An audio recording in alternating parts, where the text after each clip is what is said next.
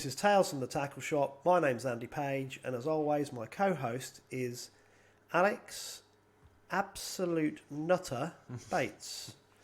Now then, Mr. Bates, can you explain to me why you and your hardy men were out in Storm... It's not just me that's a lunatic. Out in Storm Ciara yesterday? Well, as you know, we all need to get our fishing fix, don't we?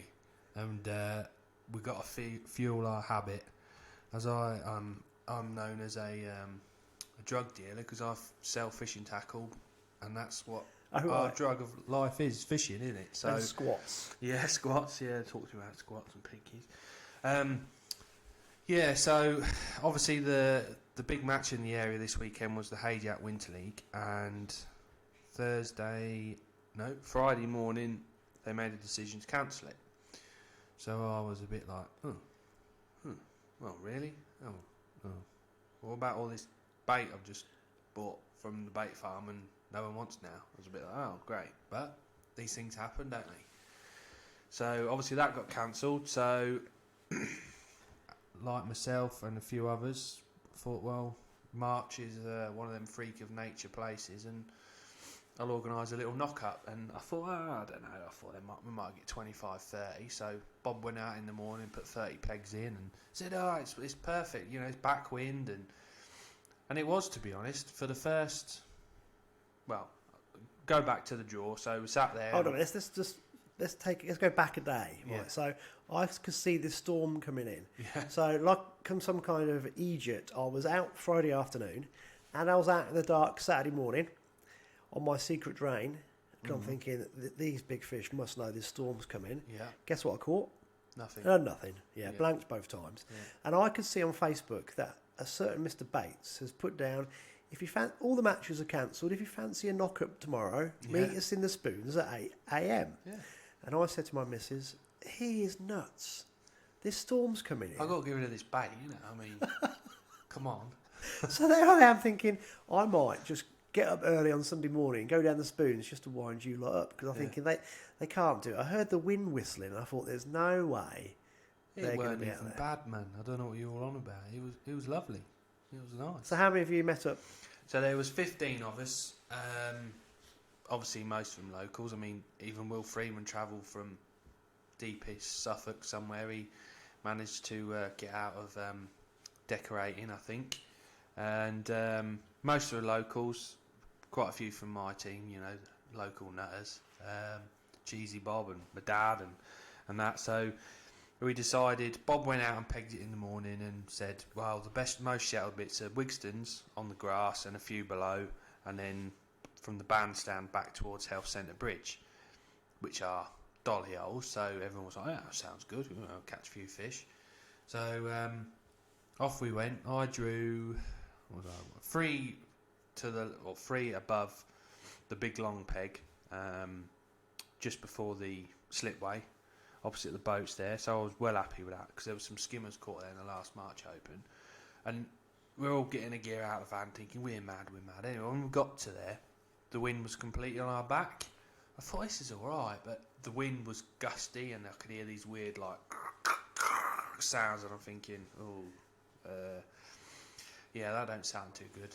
And anyway, the match started and it was alright. Caught a few fish early. The flow, it was absolutely hammering through. I didn't expect it to be hammering through, and the wind was alright. You get a few gusty gales, because it was sort of slightly on your back to your left. You could, with dial poles and that, you can hold it in the wind, and it was alright. And then probably 15 minutes to go, the clouds just went real dark. Armageddon. Yeah. Well, I said to Ray Malley next to me, I said, do you think that's it? Look, there's no wind. The wind's just dropped. And he went, no, you just wait. Anyway, I went long, put another section on, went tight to the boat, 13 metres, as the fish that back away from you, and I'm getting a fisher chuck. I'm like, it's absolutely solid now, Ray. He goes, yeah, me too. I'm thinking, I've got 40 minutes left. I'll put perhaps 3 or 4 pound in the net last. Anyway, just as I'm just struck into my 7th fish across, this almighty crash has just come down the river, and the wind's completely changed direction and blew an absolute hurricane straight down the river. my pole was just gone like 100 mile an hour towards my right, nearly hit the bank because you can't hold against the wind. The tarpaulin over all the boats is rattling and rocketing, and I was trying to swing this fish in, and it was just impossible. The wind, and that was it. Then the last 40 minutes, you couldn't even fish 2 meters. No. And this rain come down, and I don't know how much rain we had in half hour, but a serious amount of rain. What time was that? About 3 o'clock? It was. I think about 10 to 3 it come, and then by 20 past 3 it had gone. And the last 5 minutes you could get across again and just about managed to hold your pole with a long line and think, ooh. Well, I was dropping someone off in March, and I heard about the same sort of time. It went real dark, real quick, and I heard this really strange sound. Yeah. It was kind of like this howling sound. That's it, yeah. And it was the wind whipping up. It was... Yeah, it just incredible. come out. No, it was literally flat calm, and then all of a sudden it just went... It come through. I think a lot of people... There was like, I need to pack up. I haven't had a few bites. You'd have packed up, do you know what I mean? It was horrible. Well, I was going to go this morning, and I just looked at the forecast. I thought, that's ridiculous. We've had more rain today than we did on Sunday, definitely. Yeah. So what weights were they in the end? So Wigston's fished better than the bit I was on. I was the best weight at the health centre to the bandstand with 13.5 pound, which, considering the conditions, is a nice day's fishing. Yeah, I really enjoyed it. Better than sat at home doing nothing. But I think a lot of anglers have been sat at home on the internet this weekend buying stuff, because my eBay orders this afternoon when I've managed to get the electric on, there's quite a few of them, so I think people have been buying stuff rather than actually fishing. But so there's a 13.5, which was me. It was best weight from the health centre to the bandstand. And then at Wigston's, match winner was Paul Passmore. He's from Oxford. He'd stayed down the weekend, bit of team practicing, I think. He had 16.14 from 2 below Wiggies. Second was Ben Jackson with an ounce less, which he was on the end peg towards the culvert, 16.13. Rob Hewison was third with 14.10, and then Darren on the other end peg had 14.8. So they were the top four, and then I was obviously the best weight from the other end. So it was nice fishing. It was nice fishing. Well, you did well because you salvaged something, didn't you? Really? Cause, it was. Yeah. I mean, a couple of them packed up and went home halfway through and that. But no, it was all right. I enjoyed it. And then you had a disaster as well. Yeah. So not only is my fridge is full of bait because match is cancelled. Whatever her name is, Ciara, is that Ciara? Ciara or Cara? Yeah. Well, managed to completely take the power out. Can you hear my phone? Yeah. This is an angler. I've been trying to phone him for the last 2 or 3 days, and he Yeah. decides to phone me now. Well, he knows what time of day it is, doesn't he? Sorry, mate. Yeah. Yeah, so no power. Anyway, got into work this morning, checked my big fridge, everything was all right in there. Checked in my container, everything was all right in there. Collected all my maggot bowls that were in the fields, and all the weigh bags are in the fields. Everything was everywhere. Anyway, so my dad went in the shop. Anyway, I'm in the bait shed, just put some casters through in what light I had in there, and he'd come running across. Get your dustpan and brush, quick! It's an absolute mess. So I'm thinking, oh god, oh shit. Anyway, as I've opened the door all the way up the stairs, all I can see is every colour maggot under the sun. On the walls? No, on the floor. Oh. Of course, there's no light, and the amount of stock I've got in there, every window's near enough covered in fishing tackle. It is pitch black. So we've got our phone lights, and I've rung James, and he's come over with a torch, and in the end we've got a generator going. We've had 2 hoovers on the go, and literally everything. Of course, the maggots have got hot, haven't they? Yeah. The power's been off, and they've gone everywhere. Luckily enough, the pinkies somehow, there was only a few pinkies got out, because if all the pinkies had got out, well, that would have been an absolute end. But so all day, me, Dad and James have been on our hands and knees hoovering maggots off the floor. And then about 11ish, the power come back on, so we could see what we was doing then. And so yeah, it's been a rare day today, mate. Oh, that's a nightmare. Yeah, it's one of them, isn't it? Yeah, happens, doesn't it? Just got to get on with it. There's always someone worse in life. Yeah, there is. That's all you got to tell yourself. Keep calm. Yeah. I weren't this morning. When you got so much to do, you just don't know where to start. It's like, I'm just going to visit you in 2 weeks' time with the ones that have escaped behind everything. Every window are and door. hatching. Can you imagine it? Yeah, I know exactly what's going to happen. Don't worry about that. You're going to have to buy like loads of those... fly things. Yeah, those strips that you pull out. They're going to be covered. I know. I'll tell you what we'll do. To cheer us up, it's a good job we've got Denis Moules recorded in advance. That's preparation. Because obviously we didn't know the storm was coming, but it's worked out absolutely perfectly. Because obviously it's put a kibosh on a lot of the matches and everything else we were going to talk about. Yep. So I'll tell you what we'll do, Alex. Let's go straight into part 2 of Denis Moules, the pike fishing legend. I remember, Dennis, one of the other times that I bumped into you when I was pretty still young in my Fenland Pike fishing. It was in the car park at Welney. And I think you just... it was getting dark and I was there with Alan Ward. And yourself and Roger Hurren just appeared. And as it was in those days, we exchanged pleasantries, but things were kept very quiet. And then I remember years later you saying to me, we knew you were catching something down there because Denis Moules had said to me, those boys know something. They're always down here. Always there. Always there. Them boys, they're always there. Yep, that's quite right. I remember it well. Now, Denis Moules was a lovely old guy. He used to be the bailiff at Welney, and he regularly catch me with 3 rods. Yeah. And he'd come up to me and go, Andy, you're only supposed to have 2 rods. And I go, Dennis, it's all right. I used to point to my chocolate Labrador and go, the 3rd one's his. And he'd look at me and go, oh, you're a bugger. Yeah. And start giggling and just walk off. But it worked every time. Yeah, I was probably the last person to take a photograph of Denis Moules, and that's in the Fenland Pike book. He come out of his house one day to see me when I picked my permits up. And he stood there, and I stand there, so I'm going to take a picture of you with the bridge behind you. And took it, and I didn't realise at the time that Denis was quite ill and he died soon after. I'll tell you what, it's a privilege to meet some people, isn't it? And he's one of those people. He spent his whole life just in the local community doing things for the Welney and around that. Yeah, Denis was. Yeah. And he's sort of one of those guys you will always remember. Okay, you showed me a very old picture. I say old because it's black and white. Of you with 3 motorcycle helmets and a handgun. What's going on there? Well, I suppose I can say that you can compare police work to pike fishing, and that's being in the right place at the right time. And I was out with 2 of the lads who worked in my office. They were the young lads who basically I'd been training to be detectives, and we were out and about.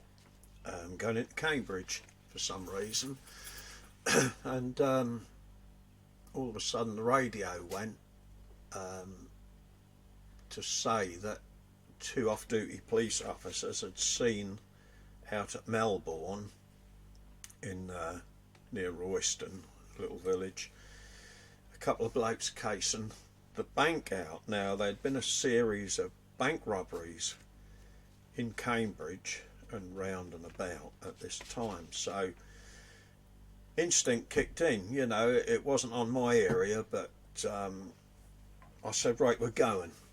Forget what we're doing. We're going to Melbourne now. Get your foot down. So Steve, who was driving, really put his foot down, and we arrived. And I said, right, we're going on foot. Forget driving around the village. We're going on foot. So we parked the car up, and we went on foot, and we're walking up this little track into the village, and all of a sudden this bloke comes running towards us with a crash helmet on. He's got a bag and he's got a gun in his hand, a revolver, and as he's running, one of our colleagues who was out on the ground was chasing him, but he was lagging behind. Anyway, we're in this passage, and this bloke's got nowhere to go, and all I needed at that moment was a clean shirt and a bit of paper, really, because it's a bit frightening. But anyway, we stood our ground, and he just put everything down, put his hands up, and we caught him. And he'd robbed the bank. We got the money from the bank, and I was the arresting officer, and we didn't know at the time, but that was one of his kiddies guns that he painted up to make it look real. He painted up Hammerite, and that looked the part. I think it's a Luger copy. You're not to know though when you're standing there.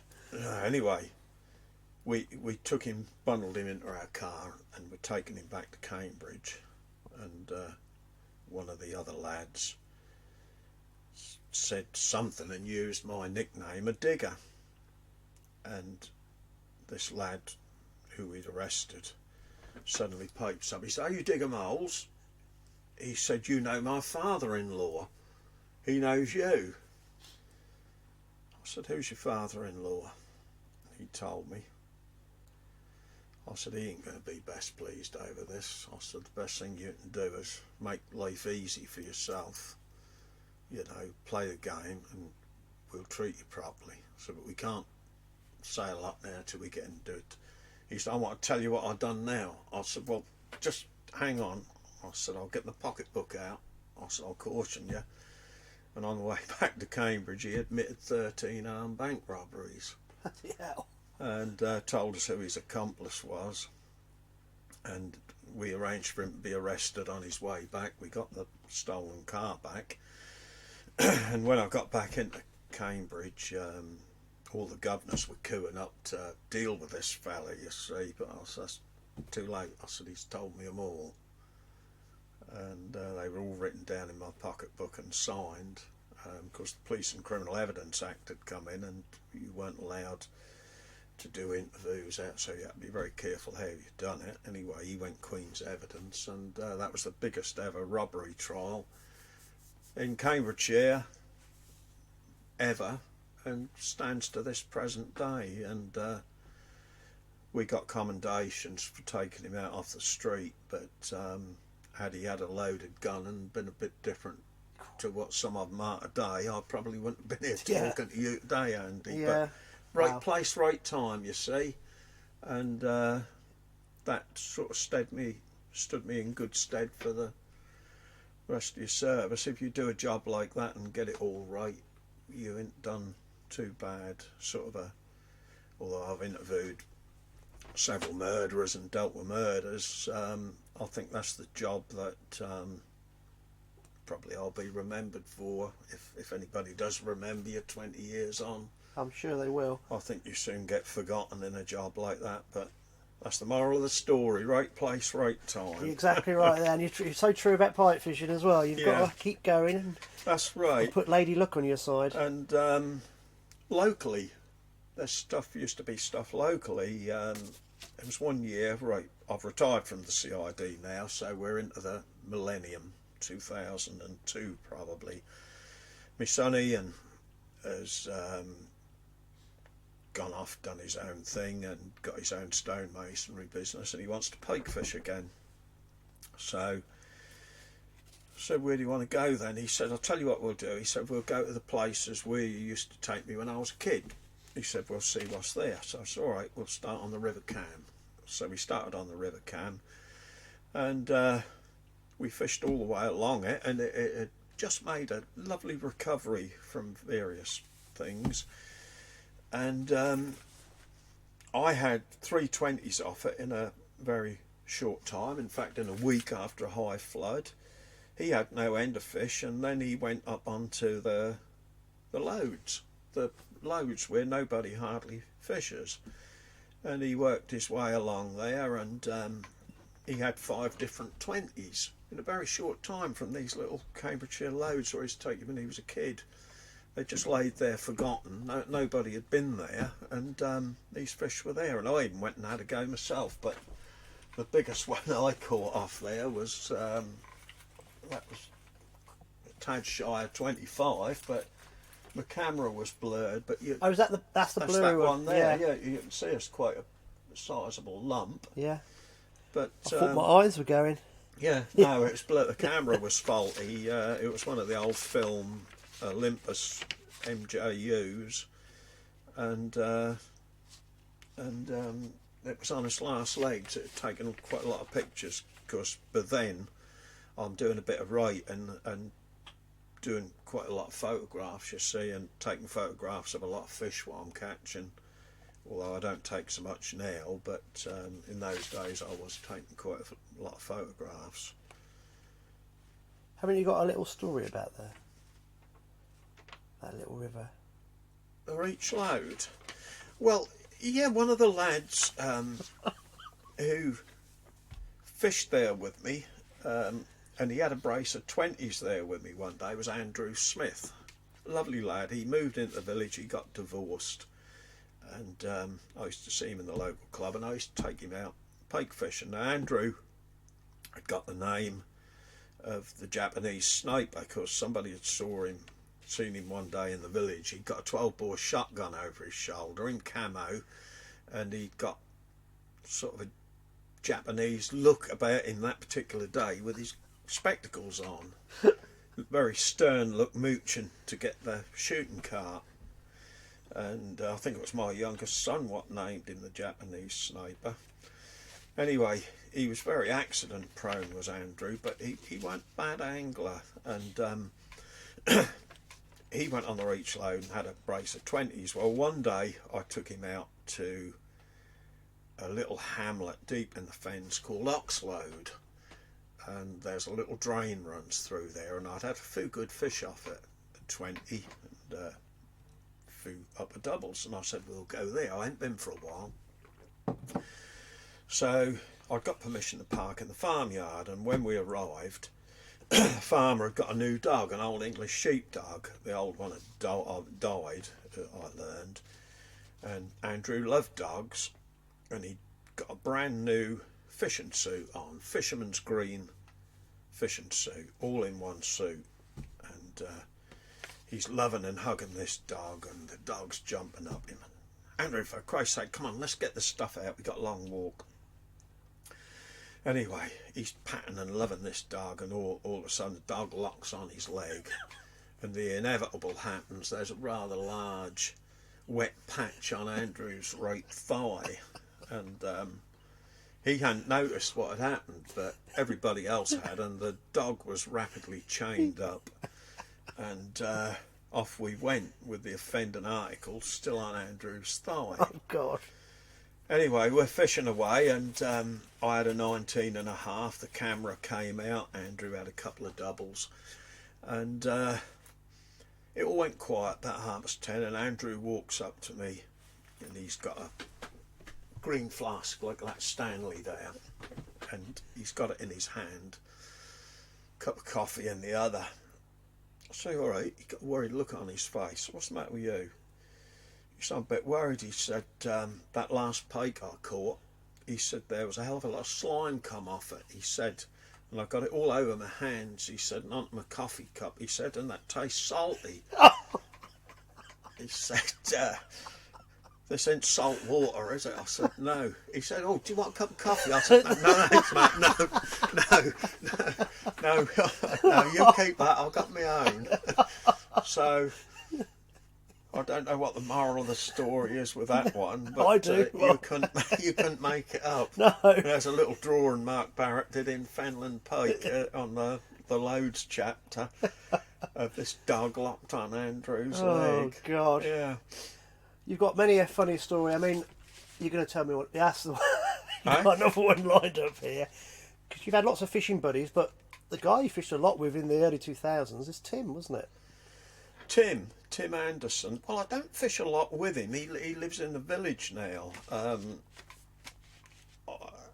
He lives on there, and he's mainly a drinking partner, I suppose you'd call him, as opposed to a fishing partner. But I do go fishing odd times with him, but he mainly likes the lakes. I do take him on the drains now and again, but I think he's more comfortable on the pits. Anyway, it's a bit of a story how I met Tim. I was in the CID at this time, and I'd had a phone call to say that a gypsy I wanted for horse theft or cattle theft was in the area at Willingham, I think it was. So I went out and got this fella, and I'm walking into the cell block, and by then it's about 8:30, 9:30 on a Friday night, and as I walk in, there's this terrible noise going on. There's shouting and hollering and everything else. Policemen are shouting, and I walks in, and there's this little fella in the corner who turns out to be Tim, being restrained for a couple of policemen, a couple of uniformed policemen. Now, on this particular night, I'm the only detective on duty by then, and I'm in charge of all the crime decisions for that type of thing. Anyway, as I walks in, Tim saw me. Now, I didn't know him from Adam, but all of a sudden he blurts out, "I know him." Everything went quiet. "I know him," he said. "He's a famous pike fisherman." And Diddy Coy turned to me. He said, "What the effing hell's he on about?" He said, "I've never been pike fishing in my life." I said, "Well, he means me." Oh, he said, "That's all right then." So I booked him in, and I said to one of the uniform lads who'd arrested him, I said, "What's he done? What's his problem?" He said he's pissed up in the town centre, he said, and ordered a taxi to go home to Harrington. I think he lived then, gone to Harrington.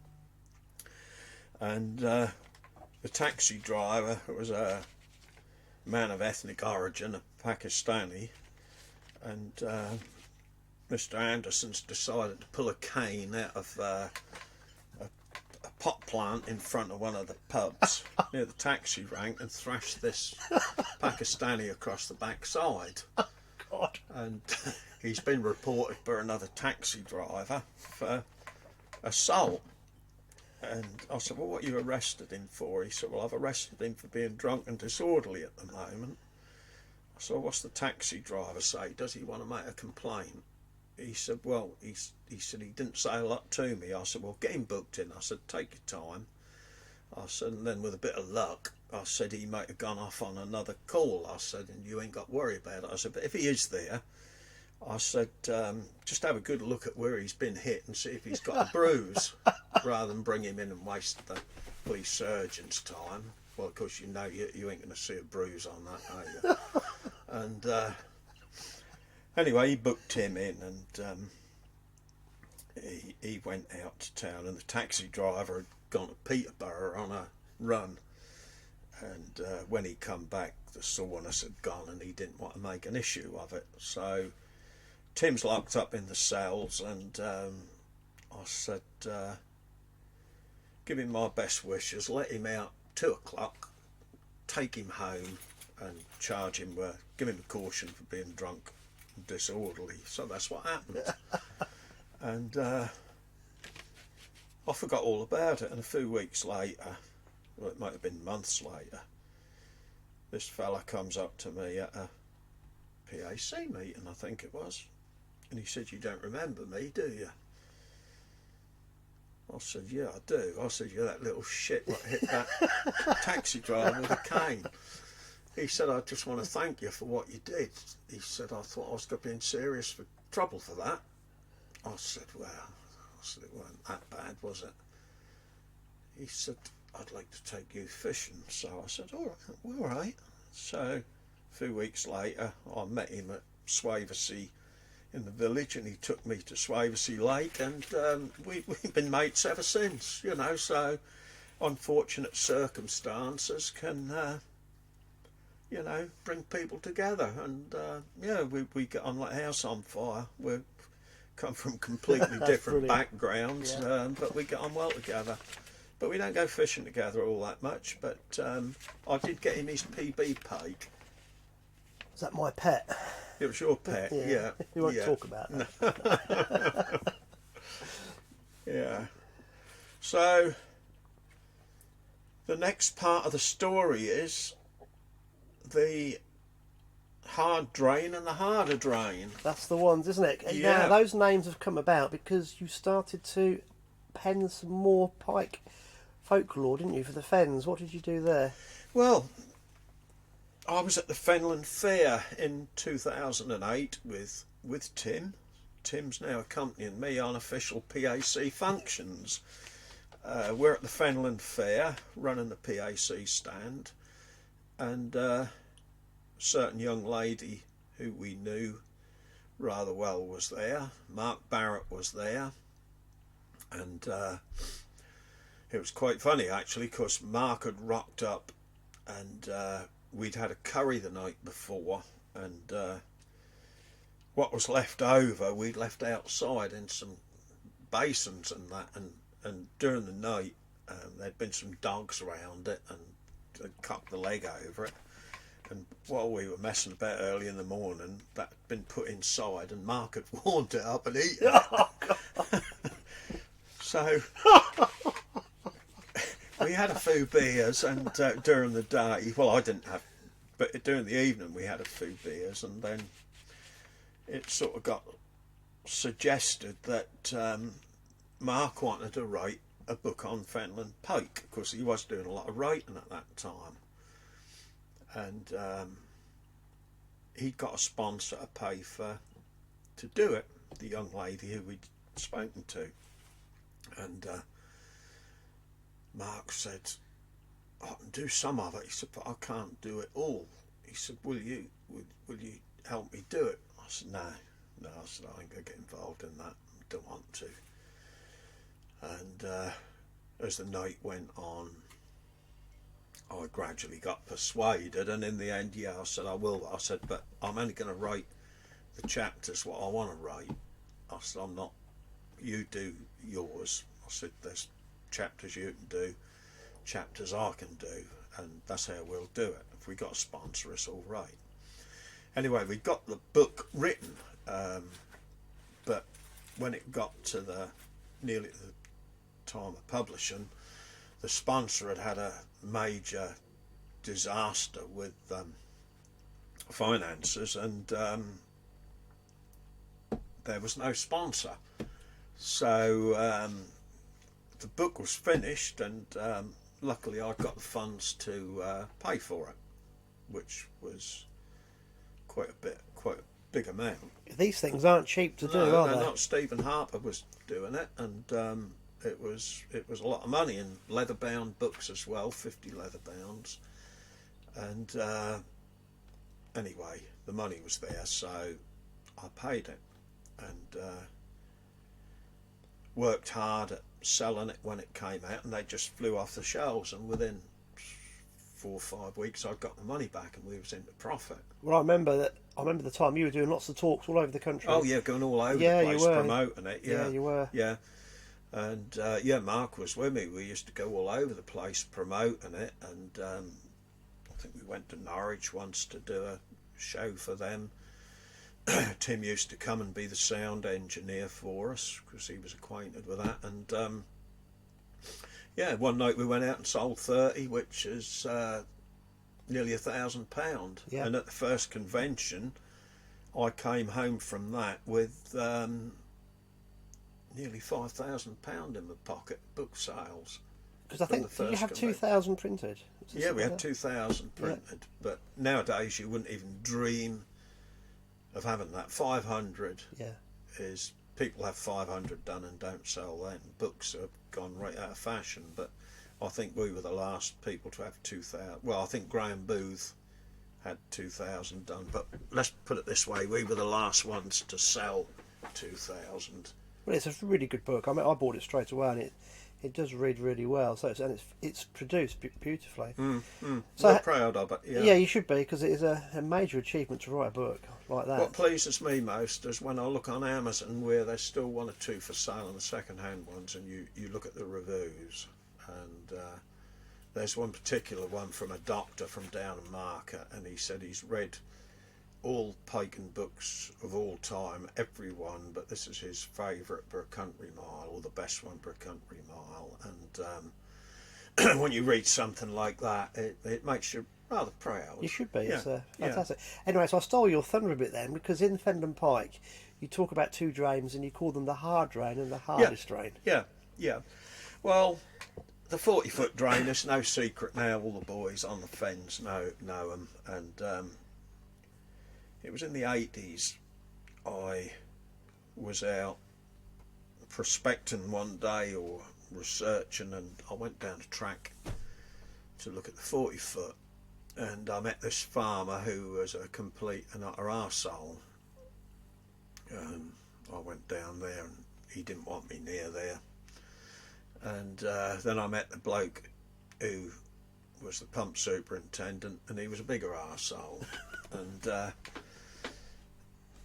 didn't want me anywhere near it. But they've changed the structure of it now. It's different to what it was then. You're talking about a long while I'm ago. amazed you couldn't sweet talk them with your charm. No, none of it. Anyway, they weren't going to beat me, so I launched my little boat, Jehovah, at Muppet's Corner, where the 16-foot joins the 40-foot. And I went all the way down to this feature where I wanted to go.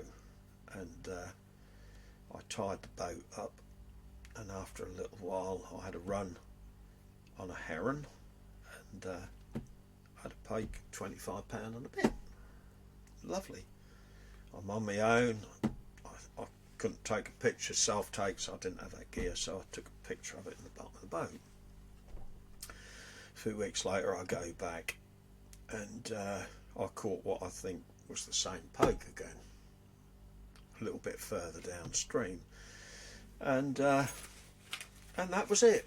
In common with all the drains at that time, there was an odd one or two isolated fish, as I'd found during the 80s, and it was there. It was probably the only one in that stretch of drain I'd found it, but there was nothing else. I went down several more times and there weren't a thing, so I forgot about it, but I hadn't dismissed it.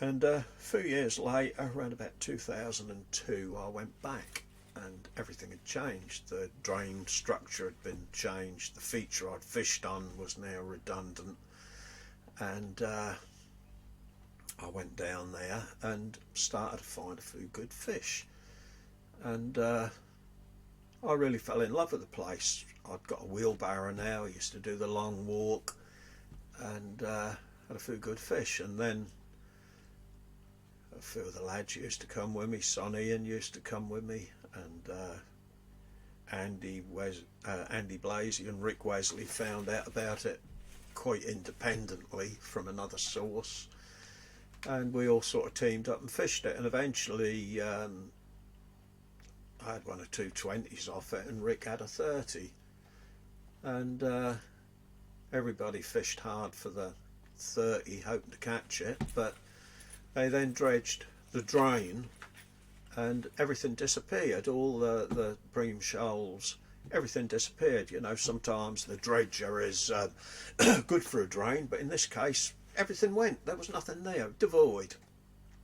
So I said one day to Ian, we'll move further down on the 16-foot. Now that weren't one of my favourite places, because in the 70s, when it was okay, and when the 30s had come out, the early ones, Bob Church, there were 3 came out, and I weren't any good there. I had a few doubles. Well, Bob Church had his 30. He did. He was it Barry Rickards was fishing that swim. That's right. Yeah. In the morning. Yeah. Go on, yeah. you tell the tale. Yeah. Well, Barry was fishing there and with his missus, and he had to go somewhere, and Bob Church rocked up with his mate. They'd been elsewhere. He chucked a live bait out and had a 31/8 where Barry was fishing, and that's a place that you and me fish. In fact, my 30 came from the very same swim as where that was caught. There's been 3 30s out of that swim, that very swim, over the years. There's a bit of a tale behind your big fish, because you saw something that may have been the same fish or even bigger just beforehand, didn't you? Yeah, well, that was after I'd been on the 16-foot a while, and I'd had some good 20s, but there was a fella turned up in the Fens called John Hill, who you're well acquainted with, and there was a 20 in your net. I don't know where he'd come from, but as soon as you got a 20 in your net, John Hill would be there behind you, and I think that happened to you once, didn't it? Probably, I can't remember. Yeah. He saw a swirl one day, and Yeah. And you wouldn't tell him what you'd got. That's not like me. Yeah. Anyway, he said to me, "Will you teach me how to dead bait?" I said, "No." So I'm not. He said, "Why not?" I said, "Because you can't sit still long enough to even contemplate doing it." he said, well, what are you going to teach me? I said, you've got a boat, and I said, I'll tell you what I'll do. I'll go out on your boat with you one day. I said, I've seen you madding up and down here like an idiot. I said, I'll teach you how to float troll properly with a live bait and a dead bait. I said, I'll show you how to do it properly and you'll catch a lot better fish. Anyway, I rocks up, and first thing John wanted to do was to steam up and down quick. He'd got this boat with an engine on it that was far bigger than was meant. It was a 2-stroke engine, but just to be sure, he'd put 2-stroke oil in the petrol as well. So the moment he opened the throttle, it smoked like a bastard, and you know, there was an oil slick everywhere, and well, anyway, I thought, yeah, I know what's going to happen here. So he gets the right lures out. Slow down, slow down, slow down. We've got the nice shad wraps and that, and he's got the smaller ones in the reeds, you know, and I've got a big shad wrap diving deep. Go slower, slower, slower. No, he couldn't make the engine go slower, so we got up the 16-foot by then. So I said, right, I said, pack it in. I said, let's have some food and then I'll show you what I've come out for. Anyway, we've reached a point that I knew there was some big pike in, so we both tackled up, and I'd got a big chub on. There are chub in the 16-foot, or there were at that time, and John put a roach on. Anyway, we start trolling, and soon after we start, John gets a pike on about 8 pound, and he's playing it, and the water's chin clear underneath. And I think, well, that's his first pike, I'd better reel this chub in so he can land it properly. Anyway, as I'm reeling it in, I could see this huge pike beneath, and it was Shadow and his pike, and all of a sudden something alarmed it.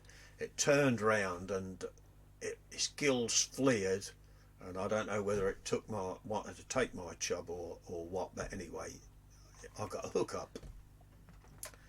So there I am in John's boat, and I got this pike on, and it's a big one. It's a 25 pluser, and I'm playing it and playing it, and eventually it comes up, and I looks over at John, and he ain't got a big net on the boat. It's not really big enough, but luckily there weren't no mess up with anything like that. The pike turned away, and as it turned, it had only got one treble in it, and the hook went. It didn't break, it came out. Yeah, but anyway, I regarded it as probably an accident, but I knew the pike lived there, so right, I'm going to catch it off the bank. So I went for 7 days on the trot, and not on the trot, but 7 days when I could go specifically to catch this pike. And on the 8th day, not sounding biblical, it didn't rain, but I had this run on I forget what it was, a bluey, I think it was, and I hooks in there, and I knew it was this big pike, and I'm playing it quite carefully, a couple of swirls, and then all of a sudden something didn't feel right, and it went slack, and then all of a sudden I get hook up, and then I'm reeling in, and I've got something on the end of the trace, but the pike's gone, and I've got an eel, 2 pound plus, huge great fat eel, and half of it's been down the pike's throat. So the hook's pulled, gone into the eel, or the eel's got tangled up, and he's managed to sling the hook. So that's my last chance to get that. I did go back a couple of more times, but failed. So all wasn't lost. I put the eel in my freezer bag and brought it home, put it in that freezer there, and it's getting near the end of the season, and I've made my mind up that I'm going to fish the Bob Church 30 swim. And when I gets there, Andy Blasey is already launching his boat, and he's launched his boat right where I wanted to fish, so I holds back a little bit, and off he goes. He ain't gone far, and he caught 20, so I goes and photographs it, and then he goes all the way up to where Richard Wesley had caught his 30 on the 40 foot with his father, and they come back about 3 hours later. Of course, the river down there was absolutely barren, so as he comes back to the swim I was going to fish, he hooks in, I'd see him, he hooks into another big fish, and he's on a lure, trolling a lure. All of a sudden he gets it in the net. That's a big one. Phones me up. Then he said, "Can you come and take another picture, mate?" He said, 33. Oh, bloody hell. So goes up and photographs it, and he's gone all the way to Richard's swim on the 40 foot, and this is the same pike that Richard had caught 18 months before, and it's come up to the spawning bay in where Bob Church had caught his fish, a spawning area, well known. And it's the same pike 5 miles away, so it just goes to prove that how much they travelled. Didn't he foul hook a skimmer as well? That was a while ago. Before he did hook a skimmer. Yeah, that's it. He did hook a skimmer. Yeah. There was the bream were there as well. Right, yeah. The bream spawn there as well. Yeah. Anyway, a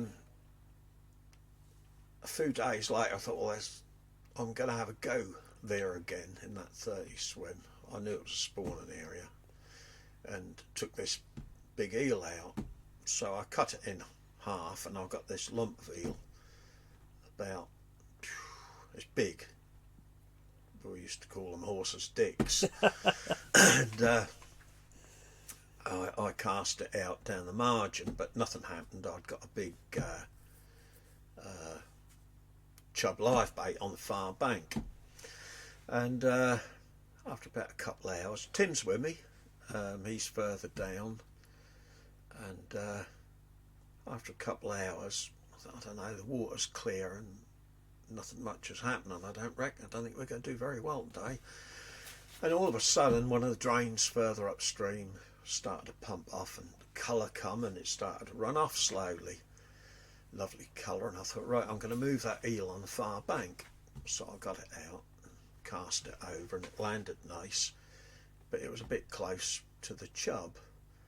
So I thought, I'm going to reel the chub in, and I'm just contemplating where I'm going to put the chub live bait. And all of a sudden, the eel I've just cast out starts moving slowly towards the chub. So I baits the bullet and strikes the eel, really pulls into it, and I'm fairly certain that I've hooked the fish that Andrew Blasey had caught a week earlier, the 33.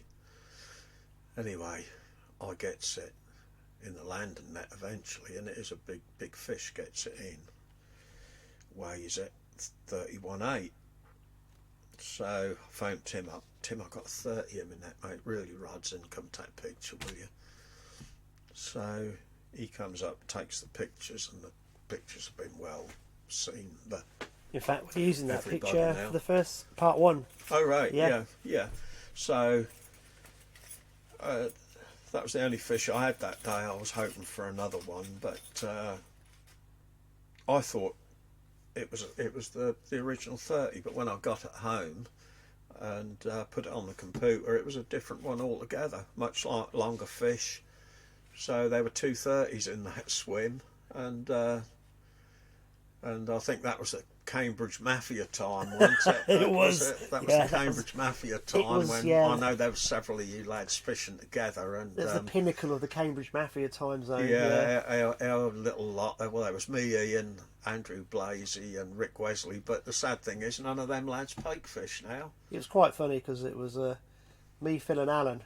That's what we used to. And we go, bugger me, they've got another big one out there. Yeah. You see, but everybody's best of friends, though, aren't they? You know, are, people fall out over fishing. I know people, well, you know them, they don't speak to each other now. I know, it's people crazy. that you know and I know, they've fallen out. They're full of hatred for other pikers over fishing. Green-eyed monsters, I'm afraid. What's it about? You know? Yeah. I don't think I've ever fallen out with anybody over fishing. No.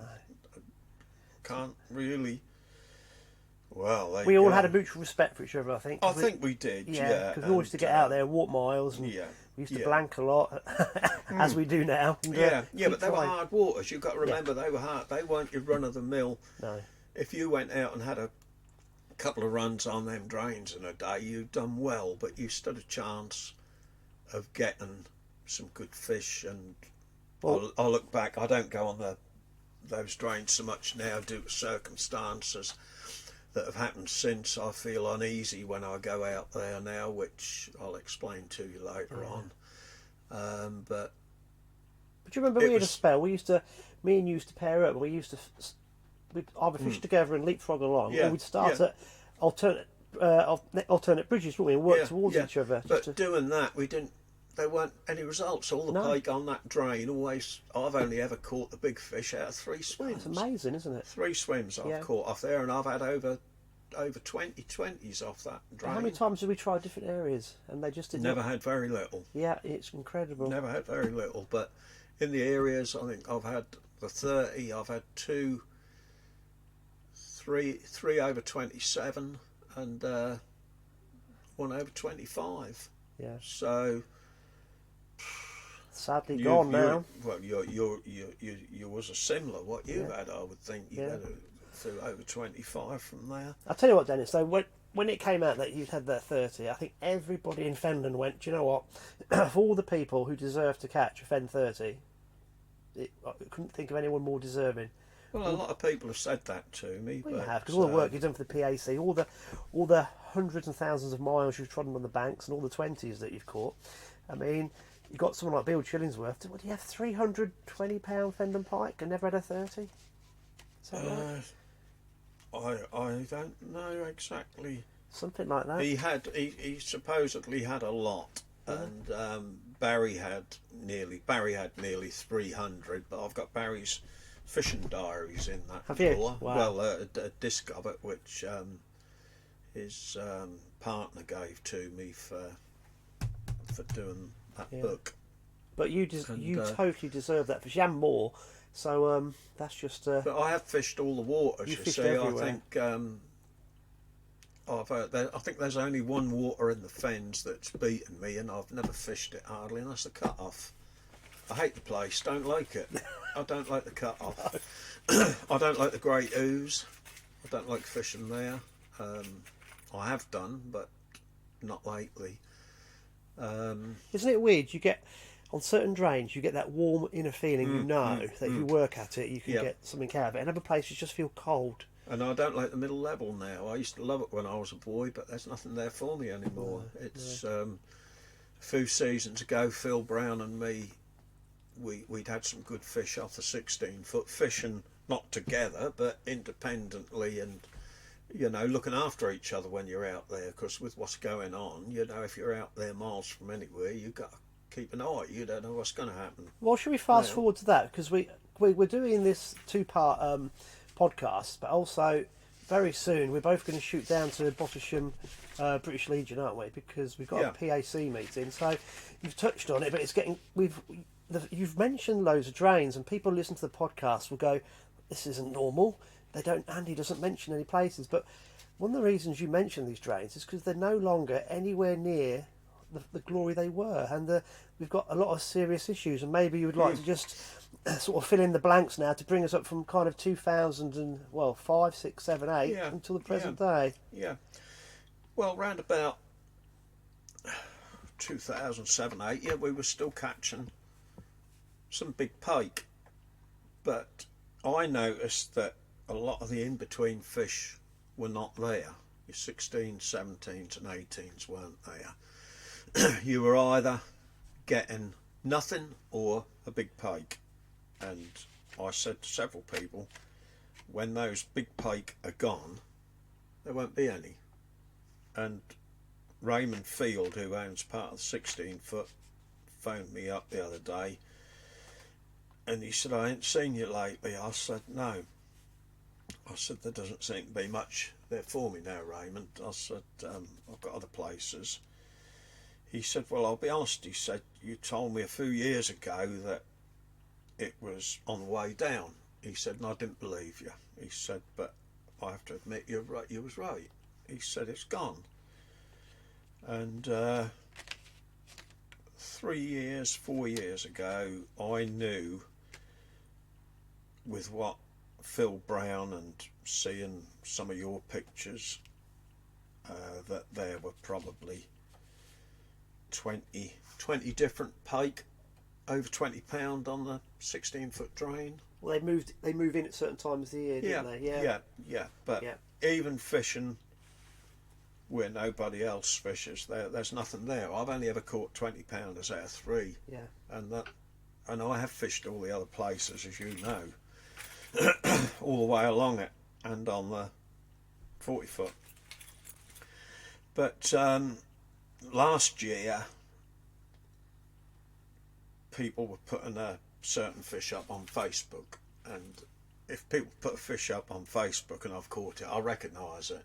We called it the 16 foot slag in the end. Yeah, it came out so many times. Yeah, I went down there early on in the season and I caught it at I can't remember what it was now, but it was 24 something. There's a picture of it up there. I think no, that's not the one. It was 24 something, and I'd caught it 2 years previously in the same place, and I went back a few other times, caught nothing, so I went elsewhere. But then all I see is this fish is up and up and up and up and up, and it last year it got caught 6, 7, 8, probably more. Yeah. More times, all in the same place, or in the same little stretch of water. And I thought them were the ratings on the wall, and the other places there was just nothing there. So it wasn't worth driving the 40-odd mile for me to do it. Got other places. Just explain to listeners who aren't pike anglers. Myself, Den, and a few other anglers, we've been tracking these pike for quite some time, and we can actually tell individual fish because they're like humans with fingerprints. Pike have very individual tail patterns, so we tend to look at the tail patterns and we can track these fish. Now, the sad thing is, we know of several of these large fish that were around for the last 3 or 4 years, and we've been keeping close tabs on them, and we know that 120 was existing last year, and it seems now that one's gone as well. That's right. Yeah. And there's nothing of any note left. And why is it happening? Well, I have got carp lakes up where that I look after, and we've had to fence those off because of the otters that have been released around the area in about 2002 and 02 they were released down at Quay. They've gone all the way down the catchment, down the Lode, and they're now in the Cam, and they were raiding our carp lakes, so we've had to fence them off. We had a night camera there, and there's 3 or 4 mature otters try to get in every night for our carp. They can smell them. Got about 25-30 grand's worth of carp in there. They don't belong to me, they belong to a lady I look after it for. But if they're not feeding on those, then we know that they're feeding in the River Cam. And there's an almighty lot of silverfish there, but a lot of the carp that lived in the river have disappeared. There were quite a lot there. I've caught a lot of carp off the river, but I know they move about. But we found several dead carcasses, and also a lot of the bigger pike in the Cam. Now, the middle level commissioners, in their wisdom years ago, had quite a lot of otter holts built, and otters have been encouraged in the system. And when you're on the banks miles from anywhere, you see the evidence of where the otters have been. And we used to find carcasses of the big carp because they're sort of semi-dormant in the winter time. And an otter will always go for something big, and we found a lot of these carcasses, and that's what they get first, the carp. When the carp have gone, they'll have the pike, because they're fairly big, and it's not often you find the smaller fish where the otters have been. There's always the remains of one of the bigger ones. So otters are a problem, but the other thing is we've had an influx of people not from this country to work in the fields and the factories. Now, their culture is to eat fish from fresh water. They do it over there. They eat birds. I found swan carcasses that have been butchered out in the fens miles from anywhere. And I've also seen these characters taking fish, big fish. Not only that, when we're out in the wilds, we've found nets across the rivers, which have, when we've been fishing, these people have been around looking, but they don't touch them. Of course, we're here, we're there. And then the other week, to top it all up, I'm fishing on a drain near Chatteris, and a couple of these characters come down with little lure rods. Well, I've done the podcast, so I don't need to repeat it. Yeah, we mentioned it, didn't we, a few weeks before Christmas? Yeah, we've done it. Yeah. So that story's already recorded. So anyway, we finished up finding 6 dead lines, and one had got a 17-pound pike on it. That would have been somebody's dinner the next day. I think from what we know, over the last 8-10 years, we've watched a massive decline in the pike stocks, and we know absolutely on the drains that we fished, it's not wish to be politically incorrect, but it's Eastern Europeans that have taken for the dinner table. That's been the problem, either by netting, deadlines, and removal by rod and line. But I think the deadlines and the netting has caused the biggest problems, because I don't think we understood how far these big fish roamed over, when they used to come down through different parts of the system. And I dread to think how many bream have been taken out as well in these nets. It's not just the pike that have gone. It's well, it's a problem, isn't it? And we're trying to get it addressed somehow by improving the bylaws. But there again, we've got the enforcement is minimum. Yeah. And but also, then it's interesting that you find yourself not wanting to go out on these drains anymore because you don't feel quite safe. Well, no, I've had so much confrontation with these fellas over the years, and I always ask, have you got permission to fish here? I have my licence, I show it. No. No. So you need licence. Man coming to get money, £15 soon, yeah. And they generally go. But when they know that you've found their deadlines, and you're probably instrumental in that type of thing, it just makes you feel a little bit uneasy, because if people can't feel safe going fishing, then we've got a major problem. Well, it's not a matter of being safe, it's if you like to think there's somebody close by, and I usually work with 1 or 2 trusted friends, and that's how it goes. But I must admit, if I went out certain places tomorrow and did the long walk, I'd feel a little bit uneasy. Yeah. And this is how our Fenland piking shouldn't go. No, it shouldn't. No. Right, Den. Let's finish this off on a positive note. How's this season been going on for you without giving anything away? I haven't had any really big fish. I've just mainly been fishing the local river here, and 1 or 2 of the pits. But I have had some good fish, but I diversify a little bit, as you see up there. I do quite a bit of sea fishing, and during the summer I go conger eel fishing at Rye with a good friend of ours, and I've been getting some nice conger eels up to nearly £50, and I'm enjoying my fishing. I bet they pull, boy. They do. Yeah. They do. Right. I think the final thing we're going to mention, So there's something that you want people to remember you by, isn't there? Well, people always say to me, what do you want? What do you want on your epitaph? You know, not that I'm going to peg out yet, but how would you like to be remembered? And a lot of people see me mooching around here now and see me out and about, and they don't know my history, and I don't talk a lot about it. But a lot of people sort of look at me and say, oh, he's a well-known pike fisherman, but I think I'd like to put it in perspective and say I'd like to be remembered by the fact that he was a pretty good detective who did a bit of piking in his spare time, and I think that sort of sums it up, really. I think that sums you up perfectly, because you obviously were fantastic at your job and you took it very, very seriously, and you showed me just a few things tonight.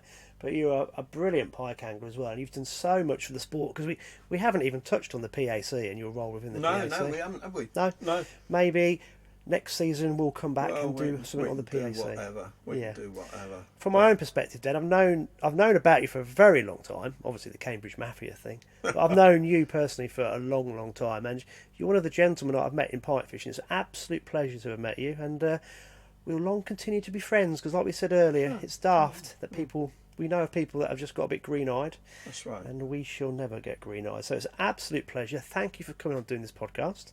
Thank you for making me untold cups of coffee in the executive shed. There's a bit of pork pie in there. And we're going to have a bit of pork pie. I was going to cook you some bacon sandwiches, but we've run out of time. Rolls, Right, we're going to hightail it down to Botchisham, meet the rest of the crew down there and see what's going on. Dennis, you're an absolute legend. Thank you very much. Well done. Thank you.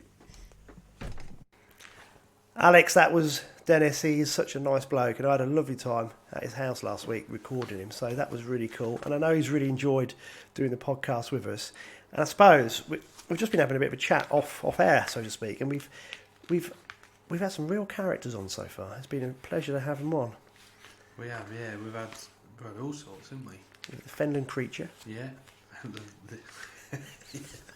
Yeah, I think everyone can say that was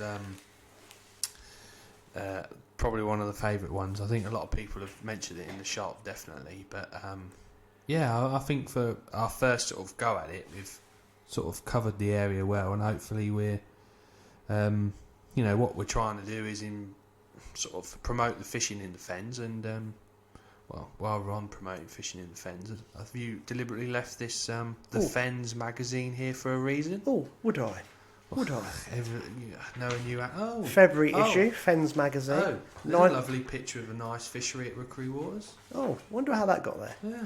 I think very scenic. 9,000 publications a month, and you're flicking through it nicely. Yeah, we'll get there in the end. What Here it is, look. Lovely roach. Oh, words, Andy Page. You're a writer now, eh? Man of many talents. Well, I've heard that, yeah. Jack of all trades, master of none. No, what we're trying to do is actually push the podcast, aren't we? So I got in touch with a few editors months ago now. This lady called Natasha Shields, she got back in touch straight away, and we did the first article that came out this month. And I've never met her face to face, it's all via email, but she's must have done quite a good job, because she wants us to do one every few months or so on the Fenland fishing. So if people keep an eye out for that would be great. So that's this Fen magazine. I think it's March, Whittlesea, Wisbeach, around those areas. Peterborough. Yeah, and unashamedly we'll be pushing Rookery Waters as well, and the tackle shop, and just local fishing. So that first article was basically about Welland, North Level, March, Decoy, Rookery, and a bit of red fishing. Yeah. So, I mean, for this time of year, that's what you need, isn't it? I mean, obviously in the next ones, when it's summer and that, you could perhaps do more the 20-foot, about bream and big fish fishing and more rudd fishing. And well, we'll do one on bream fishing in the summer. We'll have some photographs of me absolutely tonking you with my swing tip. So I didn't want to bring that up again, but it's going to happen. Yeah, we'll see about that one. Mate, it's just one of those things in life, isn't it? Yeah. You will be battered by the old fen boy, but that sounded wrong. So. I mean, with the podcast and that, I think we're getting more and more people listening to it, and we're getting more feedback, which is good, isn't it? I mean, that's what we want, is feedback. we've got some sort of ideas for what we're sort of planned. I mean, I don't want your thoughts on it, Andy. Well, we had this conversation, crikey, it must have been last summer, wasn't it, about we wanted to do more stuff in fishing. And then the podcast just came about, I suppose, because I was involved in that one in America. So it's kind of, we've kind of had no plan, have we? No, we've just done gone it. with it, haven't we? Just done it. Yeah. And I think we've been blown away by everyone's support, which has been we've really appreciated all the kind comments we've had. So now we're getting to a point of thinking, right, this has been good and we've really enjoyed doing it, and I think people have really enjoyed listening to it. But being quite keen, we want to make it grow, don't we? And we've had, I mean, I was just showing Alex the stats. We've had well over 6,000 downloads now, which is quite amazing. The top episode has hit over 600 already, and more people are finding us through social media. So we've done pretty well. I don't know what your expectations were, but I didn't know if I had anyone to stop. No, it was all a bit new. You know, even now it still feels a bit weird when we're talking about it and that. But I think we're just getting with the setup we've got now, and it's like everything you're learning on the job, isn't you? You know, it's. Well, I still haven't got a clue about the IT side of things, and just the volume freaks me out every week because I set it up on my headphones on my laptop, and then I play it on my sound system, and it sounds completely different, and I kind of go, oh. But we'll get there. But I think what we need, we've had some feedback, which is great, but we need some more because we've got some plans, and I think what we're thinking of doing, it isn't set in stone yet, but we're perhaps thinking of doing the podcast in seasons. So we may stop the podcast around April. Then we're going to try and do some more YouTube filming using perhaps Rookery as a base, or the tackle shop, or whatever. And then we're going to pick up the podcast again when the weather's better and we can get outside and do things. I mean, and then we'll pick up the podcast again in September. The thing is, we're so busy doing different things within angling. We've got a pretty full calendar all year round. I know, we've just gone through a load of different events I'm fishing and where you're going, and there's so much to cover, really, isn't there? Yeah. So it's really good, and we think because this is match based, we want to keep that focus with the match results in September onwards. We want to introduce more carp stuff, but we don't want to make it too carpy because there's so much carp stuff out there. I think if you looked at it, that's why going back to doing it in seasons, especially fishing in this area, because the natural venues are so good in the winter for your pike angling and for your match fishing.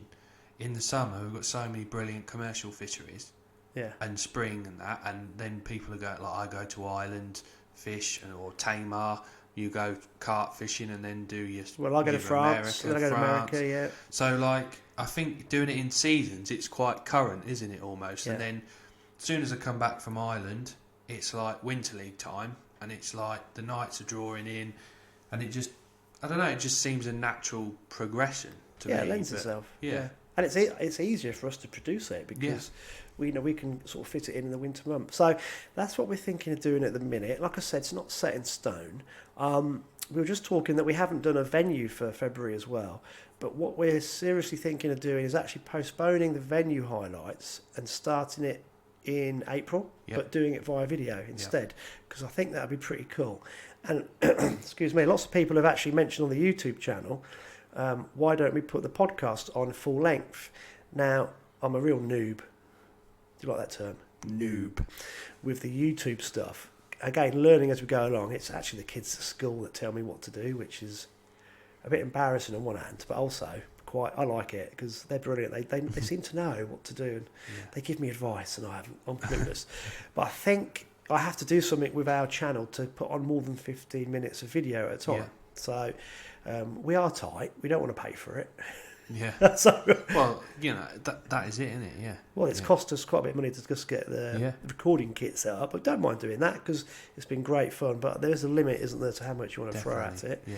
So I think we need to explore that further. But if we could get the full-length podcast on, it doesn't bore people, we'll probably do that as well. And I think maybe September time, Alex, do a few from the tackle shop would be pretty cool as well. I think so, mate. I mean, when I'm doing the videos talking about this and blah blah blah, it'd be good to just go around the shop and, like, ground baits, for example. You know, it's a minefield just talking through ground baits and then floats patterns. Why would you use that body shape to that one? And It's a lot easier that way, yeah. And also, my missus wouldn't get so upset because No. every Monday night in the kitchen is a bit of Yeah. a... bless her. We'll be all right. Right, so that's the plan. The feedback would be great. And also, if people could push it really and just share it with their friends. Just say, look, these podcasts have been quite enjoyable or very enjoyable. You might like this. And if we can get a bit bigger, that would be great because we're getting there and it's been a fantastic response. I'm sure it's over 20 countries we've been listening to, which probably 19 of those are people on holiday. But Who knows? Who knows? Who knows? But it's been good. Right. One last thing. Gardener tackle. Really impressed with Gardener tackle. Yeah. I did a couple of little vids with these transmitters on that I use on the drop-offs.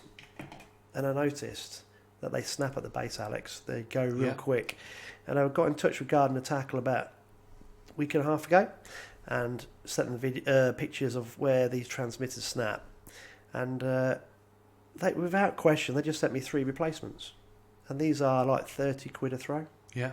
And I think that's brilliant, isn't it? So you've got to be fair when people are good.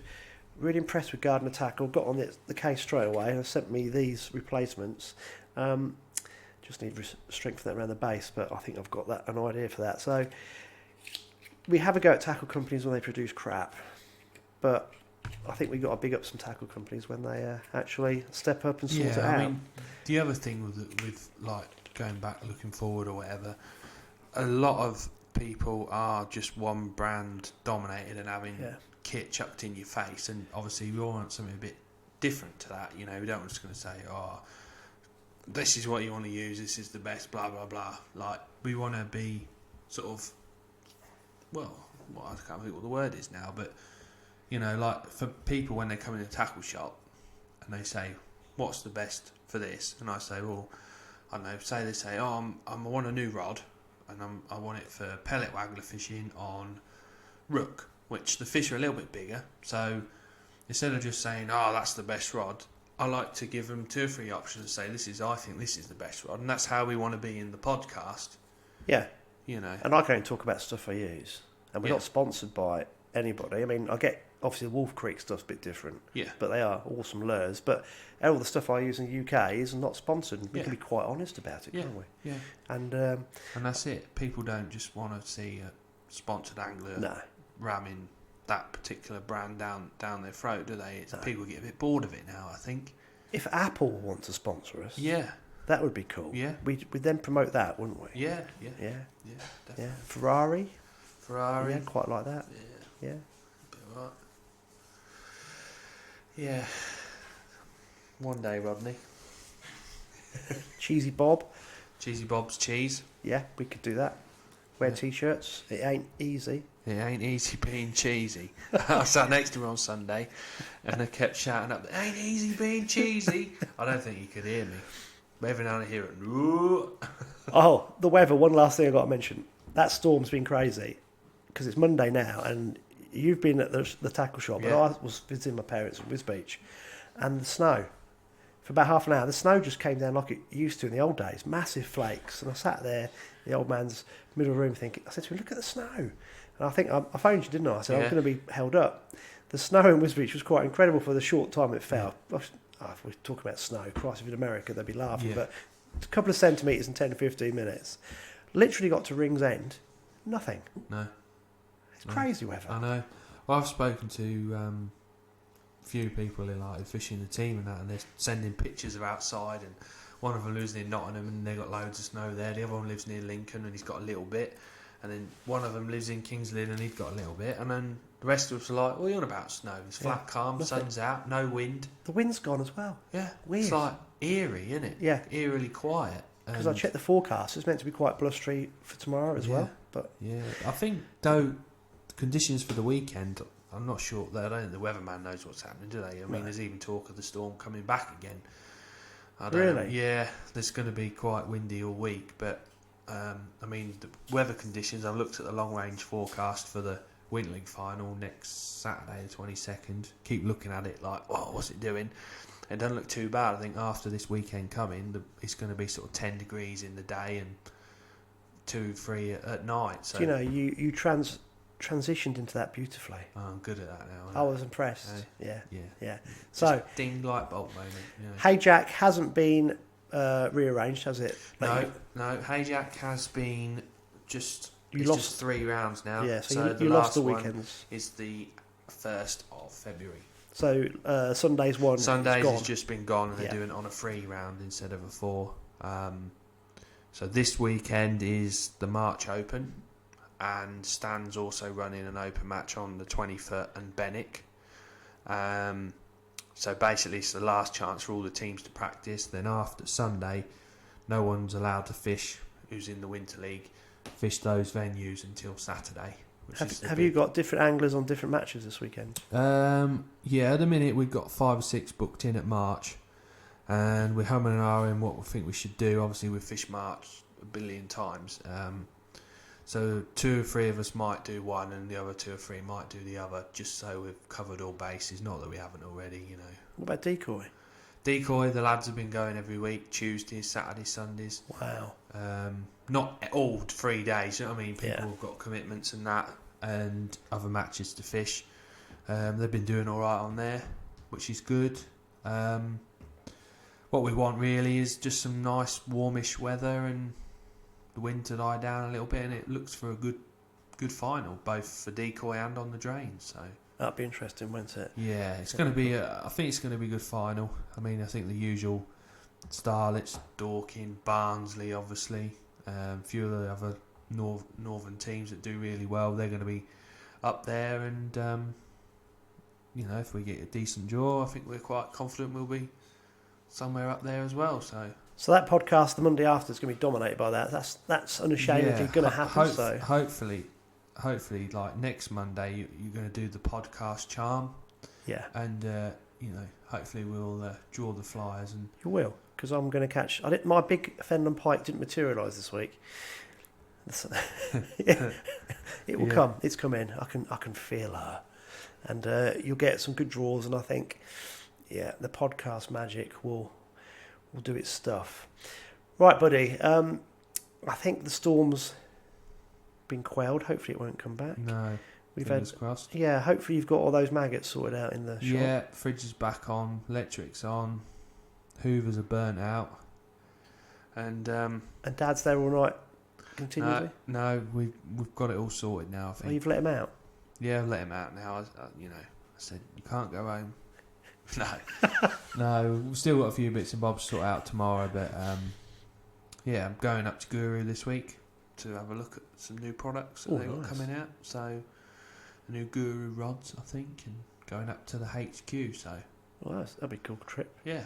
Look forward to that Wednesday. Hopefully get every night this week we'll be sorting kit out.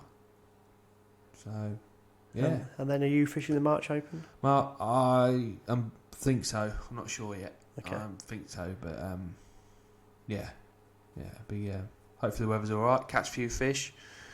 Confident for the final, and that's all you can do, really. Cool. Awesome. Right, buddy. Anything else you want to talk about? No, I think that's about it, really, mate. Yeah, we're done, aren't we? We're getting close to the end. We've rabbled on tonight, haven't we? We have, yeah.